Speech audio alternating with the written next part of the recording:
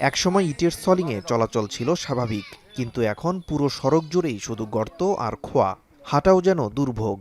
জামালপুর সদর উপজেলার রশিদপুর ইউনিয়নের গজারিয়া আটা থেকে ময়নার মোড় পর্যন্ত প্রায় ৩ কিলোমিটার এই সড়কটির এমন চিত্র মাত্র ২ মাসের ব্যবধানে। গত মে মাসে নতুন কার্পেটিংয়ের কাজ শুরু হবে এমন ঘোষণা দিয়ে স্থানীয় জনপ্রতিনিধি, আইনজীবী ও এলাকাবাসীকে নিয়ে আয়োজন করা হয় উদ্বোধনী অনুষ্ঠান। মিষ্টিমুখ করাতে বিতরণ করা হয় জিলাপি। এরপর ১ মাস ধরে প্রকাশ্যেই সড়কের সব ইট খুলে ট্রাকে তুলে বিক্রি করে দেয় প্রতারক চক্র।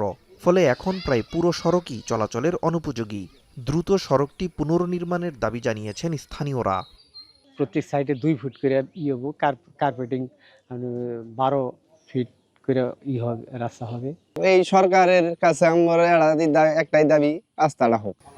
গজারিয়া আটা গ্রামের ঘটনায় সফল হওয়ার পর একই কৌশলে গত ১৬ জুন চাঁদপুর এলাকার আরেকটি সড়কের ইট খুলে বিক্রির চেষ্টা করে চক্রটি। তবে এবার স্থানীয়দের সন্দেহ হলে তারা কাজ বন্ধ করে দেন। প্রকল্পের বৈধ কাগজপত্র দেখাতে না পারায় মূল হোতা মান্নান সহ ১১ জনকে আটক করে পুলিশের হাতে তুলে দেওয়া হয়। আমি একটু ইট তুলতে একটু বলছিলাম, দেখি আমার মারার না গিয়েছিল।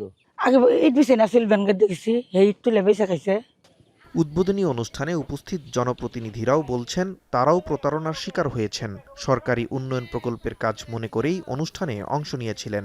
পরে প্রতারণার বিষয়টি জানতে পেরে অভিযুক্তদের আটকে পুলিশের কাছে সোপর্দ করা হয়।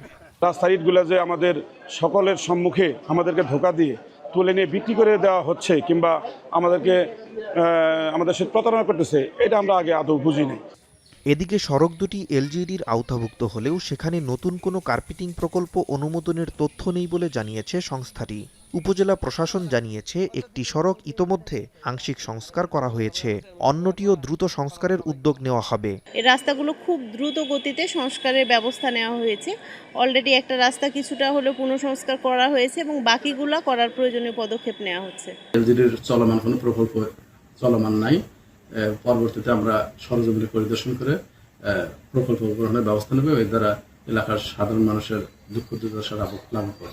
স্থানীয় জনগণকে উদ্বুদ্ধ করে আমরা তাদেরকে সেখানে আটক করি এবং তাদেরকে পুলিশ দিয়ে গ্রেপ্তার করিয়ে পরবর্তী সময়ে ইউনো মহোদয়ের নেতৃত্বে আমাদের সেই ইউনিয়ন পরিষদের সচিব মহোদয়কে বাদী করে মামলা করা হয়। প্রাথমিক হিসাবে দুটি সড়ক থেকে অন্তত ২৬ লাখ টাকার বেশি মূল্যের ইট বিক্রি করেছে প্রতারক চক্র। স্থানীয়দের দাবি, অভিযুক্তদের দৃষ্টান্তমূলক শাস্তির পাশাপাশি দ্রুত এই সড়ক পুনর্নির্মাণ করে জনদুর্ভোগের অবসান ঘটাতে হবে। এখন জামালপুর।